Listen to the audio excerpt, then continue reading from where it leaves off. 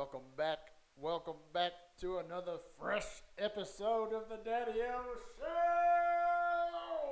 Yes, sir. This is the first time broadcasting from my new location. The wife and I just moved.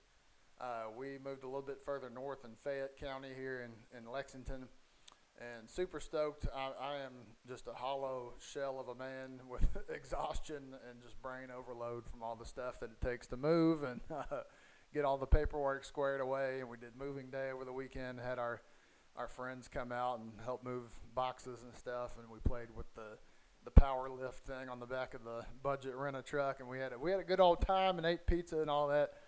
So we've got the dogs in here and used to the new backyard, and I just got my first couple of workouts there, and I'm down in the new man cave upgrade version 2.0. We're super blessed, feeling super good about what the Lord is doing in our lives, and just, man, we just don't even deserve all that's going on right now. So all is well. We've completed that move, and now hopefully, if I'm doing my job, I can just set things up to where Mama Bear can chill going into the third trimester of pregnancy. I don't know if you knew or not, but we're expecting our first kid in June, due date June 12th, and we're going to be insane and wait to find out the gender. So no corny blue smoke, pink smoke gender reveal parties for this dude.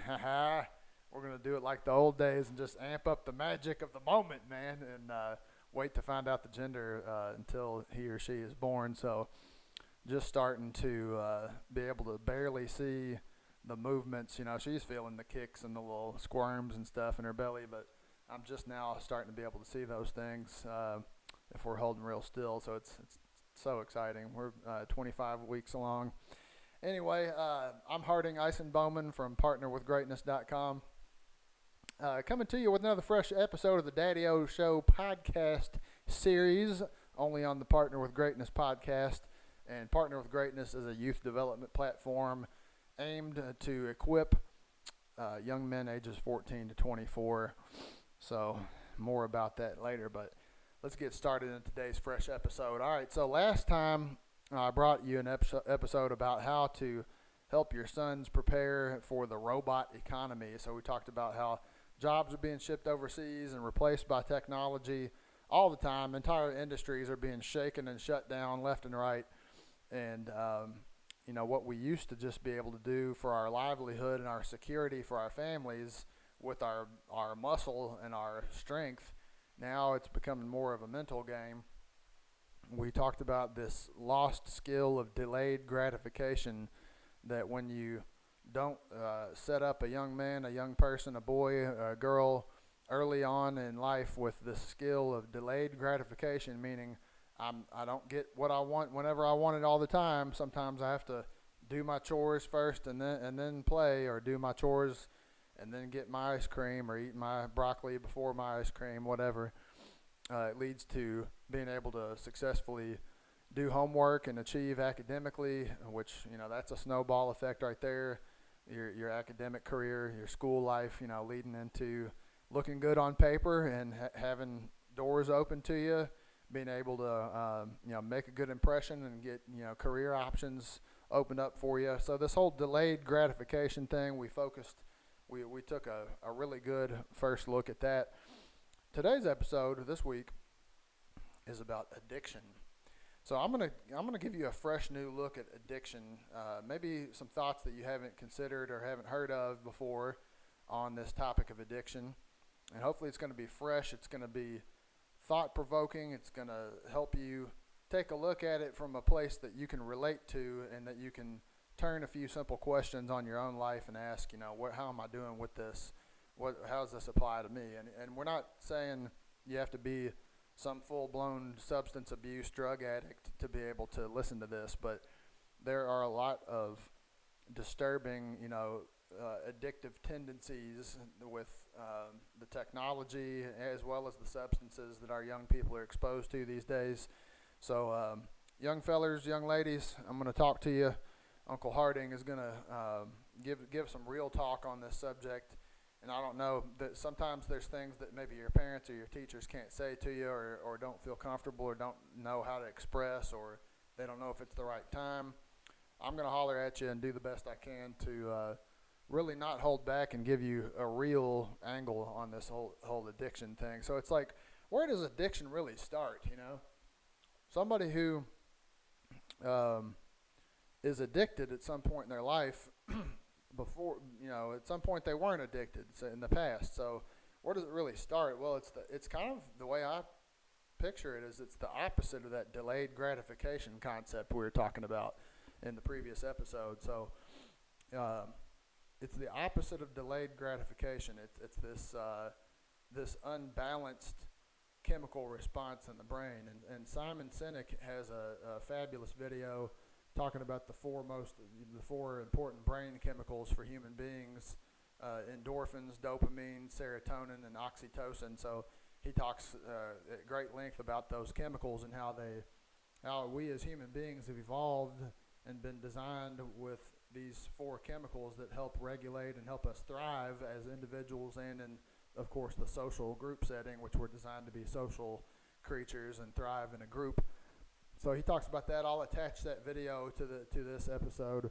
You can see more of that. But he says dopamine is dangerous when it's alcohol and gambling and smoking, and social media. That little ding when you get a notification on your phone, that releases a little hit of dopamine. Marking something off of your to-do list, like accomplishment, like yes, I hit my goal, check. Poof, you get a little hit of dopamine in your brain.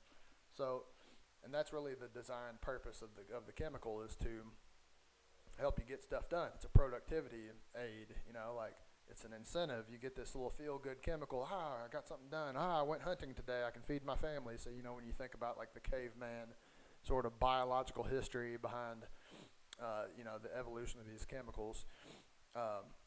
So that's what dopamine is supposed to do. So, with Partner with Greatness, we talk about taking control of what you can control. And here's the thing to think about. With dopamine, there are a lot of things in life nowadays that are designed to trigger that little dopamine response, and nobody ever asked you as a young person or sat down and got your permission or had you sign a contract, like, that feel-good chemical that comes in your brain when you check something off or you're productive and you accomplish something, dopamine, yeah. Is it cool with you if we design technology that artificially causes release of dopamine, even though you're not getting anything done? Is it cool with you if we just design your whole like technological reality around that? No, nobody asked your permission, but it's happening though, and you may not even realize, like, what would life feel like if there weren't artificial, engineered, technological things in my life that caused this dopamine release, this feel-good chemical? What if life was stripped of all those complications, and the only way to get dopamine was like the good old-fashioned way, like, to do something to accomplish, right? So you talk about taking control of what you can control. Here's my thing, as young people, we want independence and freedom, right? We don't want to be told what to do. We do what we want. I do what I want. So it's all about, as a young person, you're all about independence and freedom to do what you want, when you want, with whom you want. Here's the thing. Allowing something to rule your brain by getting you addicted to that dopamine rush, that is giving away your power. That's giving away your independence and your personal authority over the direction you're taking in life, Now let's kind of dial it back and reframe it in even more simple terms. Maybe that's too harsh. Maybe that's too fatal, black and white, sort of like dark and dreary. Giving away your power, addicted to that dopamine rush. So let's frame it up in some more simple and lower terms here now. What does it really take to abuse something? Like abusing alcohol, abusing drugs, abusing your cell phone, abusing lemonade, abusing caffeine. I'm gonna tell you what, with this whole working from 8 to 5 o'clock, most days in an alternative school here in Central Kentucky, and going through this big move where we had to like pack all our stuff and stage our old house to sell, and then like pull all that stuff that we packed away up in the garage attic scuttle and all the little crawl spaces and storage closets and stuff, and pull all that stuff back out after cleaning the whole place top to bottom, move it all over here and stuff it in this house, all while having a pregnant wife and trying to hold down my job and stuff. Long story short, I'm abusing caffeine. I'm abusing it. I've got a little bit of an issue with caffeine right now, and it doesn't make me a weak person to say that and admit that.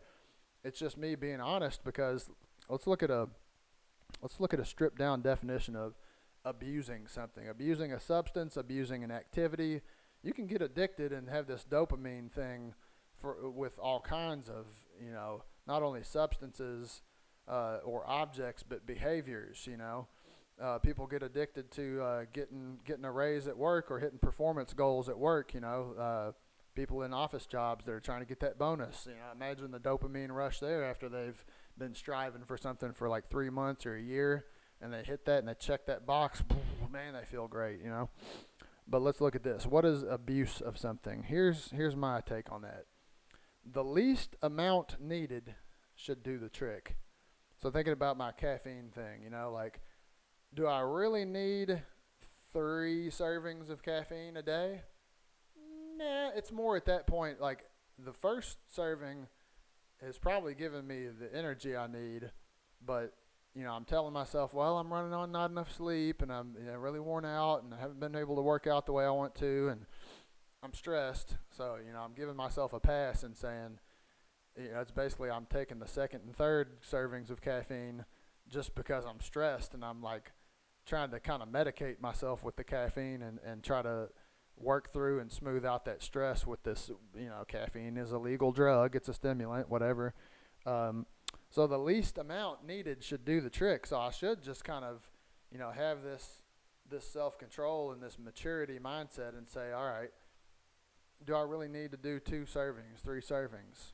Why don't I try doing some other things that can help me cope with my stress and cope with my energy level? Why don't I try better hydration and maybe some, breathing techniques or meditation, or get more sleep, go to bed earlier, or whatever, not try to get so much done each day so I can have more sleep time. There's more options, right? But I'm just sort of hitting the easy button. I'm taking that easy way out and saying, I'll deal with all that later. Just give me the caffeine now. It's pepping me up. It's making me feel sort of, hyper and good and positive here. So we should be mindful that we aren't sliding down that slope too much too often. So I've got this caffeine thing, not going to kill me. You're like, Ison-Bowman, that's not that big a deal. I know people who are on heroin. Yeah, true. It's not that big a deal in comparison to that, but we should be mindful that we aren't going down that slope too much too often, because it's just not a good mental habit to get into, to say, this is giving me the dopamine rush, and yeah, I shouldn't be doing it as much as I am, but to heck with it. I'll just correct my imbalance later. I'll just get to that later. The more you give yourself permission to go down that slippery slope of doing more than you should and doing it more often than you should, and maybe at the wrong times, the more dangerous it becomes, and you're more likely and more vulnerable to engaging in addictive behaviors with other things. And you just started out with the caffeine, and now you're giving yourself a pass on these other things. So some people can't have any amount at all. That's the other thing about addiction and abuse. Some people, their brain chemistry is just some funky kind of way. And thank God I'm not like this when it comes to alcohol. But some people, especially if they've already been through an alcohol addiction or an episode struggling with alcohol, they can't have any. Like, if they've been through rehab and they've cleaned themselves up and they're sober again, like, I'm 100 days sober, like, don't drink around those people. Somebody who just quit smoking 2 weeks ago, don't smoke around that person. They can't have any at all. So, like, moderation and the least amount needed should do the trick. For some people, that doesn't even apply, and they should do 0, because they just cannot handle, being moderate and doing a little bit, because it gets away from them, and they just completely go off the rails, and they're doing way too much all of a sudden. So there's a scripture about that. Romans 14 talks about, don't put a stumbling block in front of your brother. So, if I know that you've struggled with alcohol, what kind of a jerk am I to have a drink around you? I mean, it doesn't matter that you're not drinking it, but the fact that I'm in your presence, me drinking a drink, and I know you've got this issue with alcohol that you've already dealt with, and you're trying to beat that back and make day by day good choices and not fall back on, off the wagon. I shouldn't be doing that around you. I shouldn't, do anything that could cause you to stumble and backslide and get into bad habits. I got a story. My dad took me to visit his buddy Earl Hawkins, this guy who lived on our street growing up. Kind of lived out in the country a little bit, and I guess my dad just wanted to expose me to some young people. Dad had Earl Hawkins had some kids that were younger than me, but they were still similar enough age where I could chill with them and maybe visit and become friends or whatever. So I was into my video gaming phase pretty heavy at that point, playing some Legend of Zelda or something, and Dad took me to see Earl Hawkins and meet his kids, and Earl was like, "Hey, I know your daddy. He's a cool guy. Hey, come on in. Let's hang out. So you can either play games with little Bobby. I don't remember the son's name, but you can play games with my son here in the den, in the living room, or you can go and kind of like explore the farm and walk around outside with my daughter." And I was like, "Oh, cool. I'll do the games, And my dad was like, "No, let's just take that off the table," because he was thinking, no, we didn't come up here to just to change from one living room in front of a video game and in front of a TV at our house to change to doing that at Earl's house. You've been doing that enough. That defeats the point. The whole issue is to try to get you out from in front of the screen." See, this has been going on for a while. I was born in 1984, and I had video game problems, bro. Like, I gamed way too much when I was young. So, don't think that just because the games are better and faster and prettier now, and you can play Call of Duty and chat online with your headset with your buddies, and it's way better than it used to be. Don't think that the actual addictive nature of video games is new. This has been going on a while. So yeah, my dad was like, nah. So I walked around and walked outside and got some fresh air, and it seemed a little lame at first, but once I was walking around, I forgot about the video games. I had a great time, enjoyed myself, and met a new person and had a good experience in the great outdoors, and it was cool. So props to my dad for that.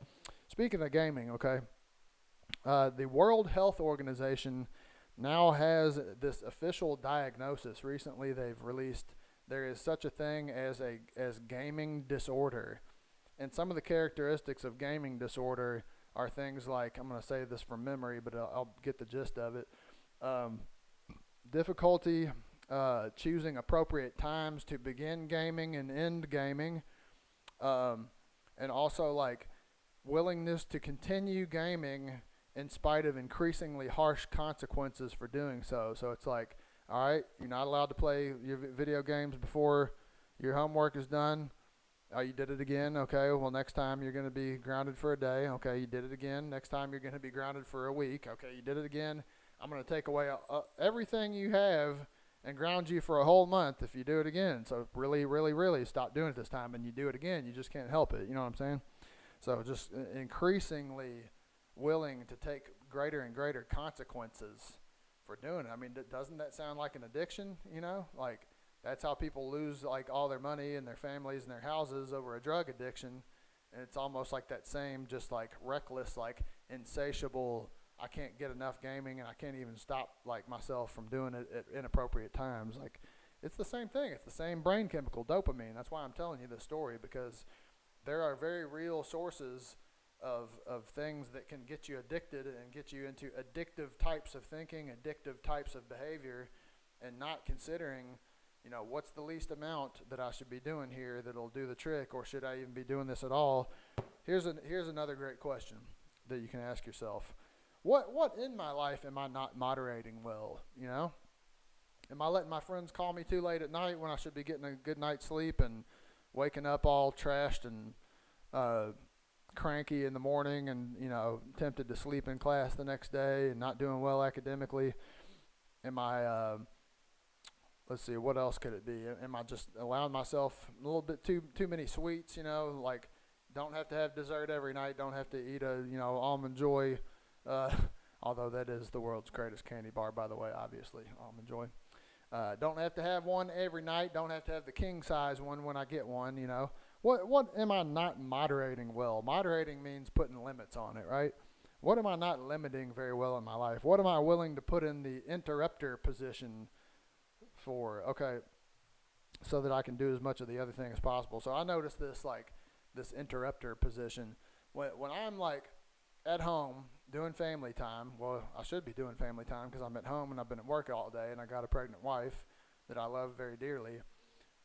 If I start getting on my phone and I'm checking my social media and putting out a partner with greatness post or whatever, or seeing what somebody, commented on my page or something, if I'm doing these things on my phone and then like here's her voice over here in my other ear and she's going, hey honey, did you unpack the crock pot yet? We're going to make a beef stew later.